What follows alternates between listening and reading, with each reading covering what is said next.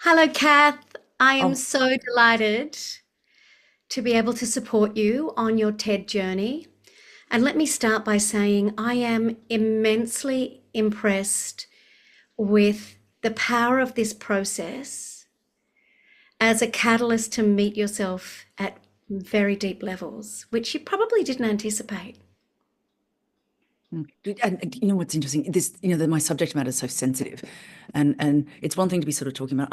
I want to talk about masturbating, but the day that I put in the application to the TED committee that I'd been invited to speak, and I had put in a proposal to talk about this thing called the grandmother hypothesis and this evolutionary biology understanding of why we go through menopause, and it's really interesting and kind of fun for 5 minutes. And then I went home that night after being accepted and just went, what do I really want to talk about? Like what do I really want? I don't want to be standing on stage talking about whales. And I just went, I really want to be talking about this idea of masturbating for menopause. So I went back to the committee and I said, listen, I've got this idea, masturbating for menopause. And they were a bit like, well, it's me. We need the science. And so anyway, I managed to put in this convincing, compelling proposal based on all this science that I've been putting together. They accepted me, and then I nearly died because after that, after I'd sort of muscled to get the topic accepted, to then be in a situation where now I've got to go through with it. And that was really, really hard, like really hard, because it's like this is deeply personal, private. These are private conversations I'm having with people and friends. It's a totally different thing to not be talking about publicly, but publicly on a platform like something like TED. I'm just going, oh my God, I'm opening myself up to the most insane amount of criticism and jokes and, this idea of, it's just very deeply personal content in a very Mm. public arena. So yeah, I had to really dig deep. You talk about that, and it's like that was the first hurdle, was having to just go, oh my God, this is happening. And I still like, oh my God, I can't believe this is happening. Like, Well, it's like, that's oh, where I really want to meet you. oh. So, in terms of me really leaning into how I feel I can support you as you're at this incredibly powerful growth edge, I want us to start by exploring an idea that's been very powerful for me recently, and it's the principle of tribal shaming. And let me just frame up what I mean by that. So, drawing on the work of Dr. Mario Martinez, he has mapped the link between our neurobiology and cultural overlay. And his work powerfully indicates that if we behave in a way that is beyond the pale, is a phrase he uses, and by that he means if I'm doing something that is outside culturally accepted norms, particularly by people in our life that matter to us, it can have pretty significant consequences. And biologically or neuroception wise, it can feel very risky. And as you've been so open and honest in sharing your processing around this courageous act, this idea of tribal shaming came up for me. And so, just in terms of just offering one idea to start with, uh, let me share a process that Martinez shares to support people through this. And just let's just see if it resonates. Okay. So the process that he espouses is you actually, let me ask you this question first, maybe just really intuitively respond. When you think about the risk of the conversation, do you feel like you will, even from a closer quarters perspective, not the world, but even the people close to you might feel shocked, outraged? Like, are you feeling there's a relational risk even for your tribe? Look, it's funny. So I mean, uh, yes, the challenge is that I'm heavily involved in a contentious divorcing process, and one of the allegations against me is that I'm an unsafe and unfit mother, and so I, on top of this, have a impending court case where if yeah, this potential. One of the things I've been anxious about is that this is going to be weaponized against me. That somehow that this will, the live events on the 29th of March, the court cases on the 6th of May, and that this is going to be turned into a see she's unsavory in her character. So I had to make this choice. I did a couple of things. I made a choice of the timeline, thinking it's okay. Well, it goes live on the 29th of March. It'll be anecdotally that I've done this talk. The video replay won't be available, I'm hoping, until after the court case. Therefore, he can't use, there's no intangible evidence other than the title of my talk and people saying this is what I spoke about. But yeah, no, it's a very real threat. It's not sort of, there was the original one with the embarrassment of, oh my God, I can't believe, my original kind of like, oh, I've got to go this, I've got to get over myself and talk about, I did a video proposal to the TED committee, and the opening line was, I'm a world-class wanker. Like that was and they were like, oh, you can't really start your TED talk like that. And I was like, oh, no, I was just trying to introduce myself. So that was sort of one thing, me overcoming myself. The other aspect is this unusually heightened, litigation process that I'm involved in.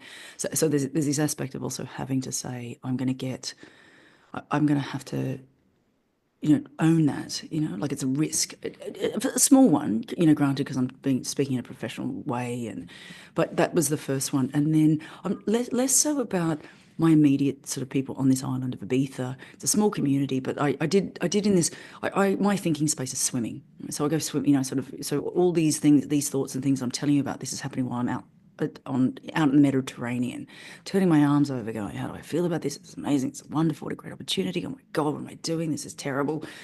And there was sort of part of me thinking that, like, what's going to be the impact? Thinking, well, I run a women's health practice. These are conversations I'm having. These are conversations I want to be having. This is the part of the talk I enjoy.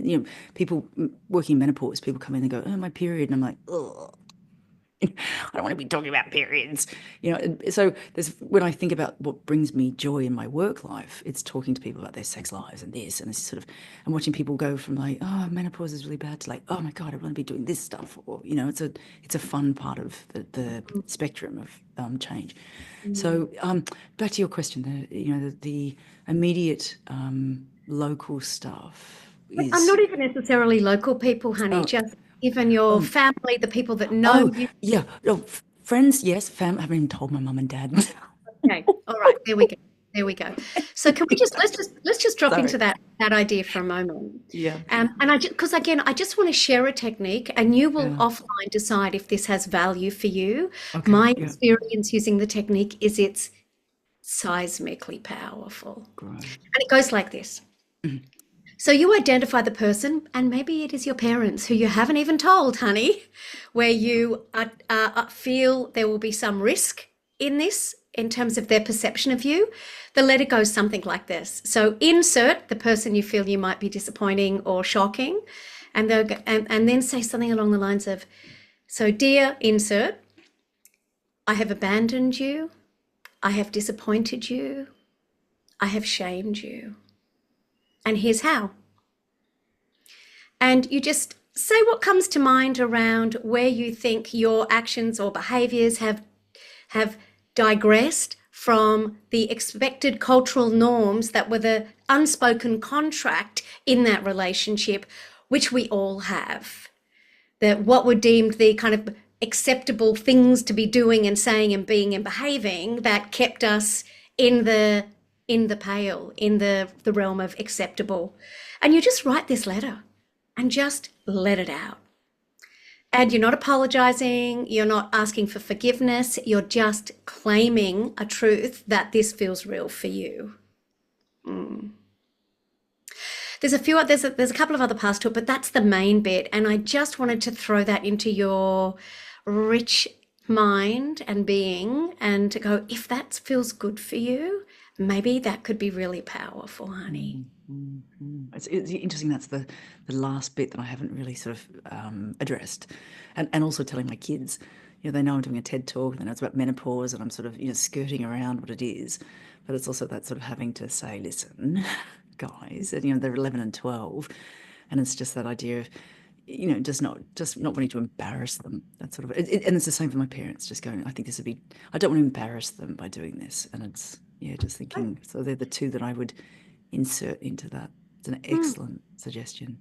mm. And yeah, so maybe it is good to get that outside of you Mm, and see how it feels. So that's just a part one offer that could be incredibly liberating, honey. And I mm, think that process is very powerful in my experience.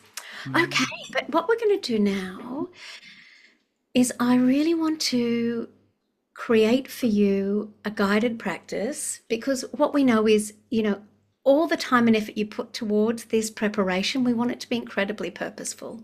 So part of the work that I do is I support, gosh, I've supported thousands of leaders for conversations that count, whether it's, a town hall presentation or a keynote or a media interview, is I want to prepare you with your own guided practice that is only for you, Mm, mm. only for you. And can I just that practice for sorry Priming for performance performance. priming for sorry, thank you, priming for performance is phenomenal. What I love about it is it's so short. Like it's just the fact that I can just it's like a little snack, and what I've been doing is using it as I need to stop, have a break, sit down, have something to eat, or just because of the excitement and because of the stress of the court case, I have a very, as I mentioned, I've been up since 4 o'clock in the morning. I wake up wide awake. I call it my skydiving. I don't wake up in bed. I land in bed as if I've jumped out of an aeroplane. That's the amount of, chemicals that are going on.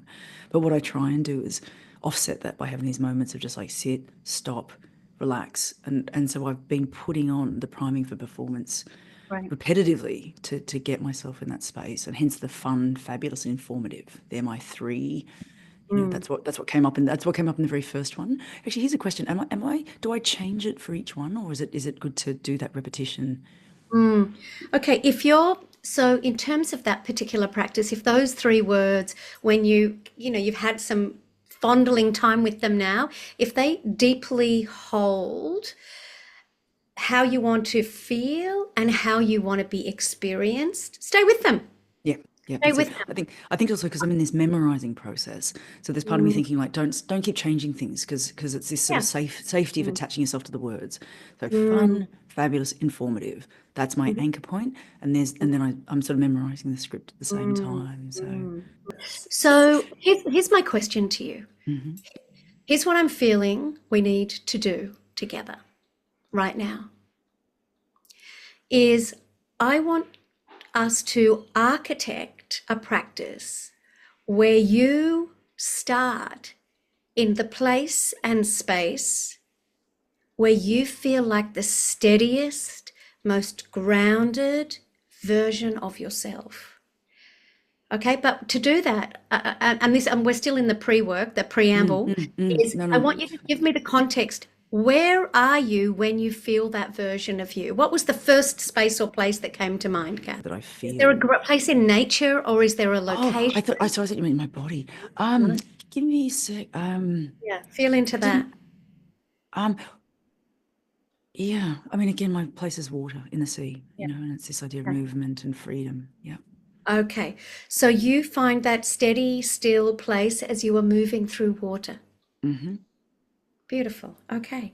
And that water, so you're swimming. Where are you swimming? Swimming in the sea, In the offshore. ocean? What's Yeah, your in the favorite sea. place? Siesta. It's the name of the beach that's just the local Siesta, beach near me. So it's siesta, not local beach. What not time really of my day? What's the best time um of day? any, but usually it's towards the beginning of the morning or sunset. So as the day started or as it's finishing is sort Okay, of the so the time. Sunrise or sunset. I think sunrise feels right. Mhm. Sunrise, that's kind of renewal. It's new. Mm, Yeah. Because the intention of the practice is we're going to amalgamate some tools mhm. to deeply steady your system. And that's what you're going to keep practicing, steadying, steadying, steadying, and then showing up powerfully. So we're going to bring the steadiest version of you that you know so well. She is unmovable from who you are. And we're going to transpose that version onto that TED stage. That's our practice. So we're going to jump in. Over the course of 11 minutes, Sharon recorded a personalised priming for performance meditation for me.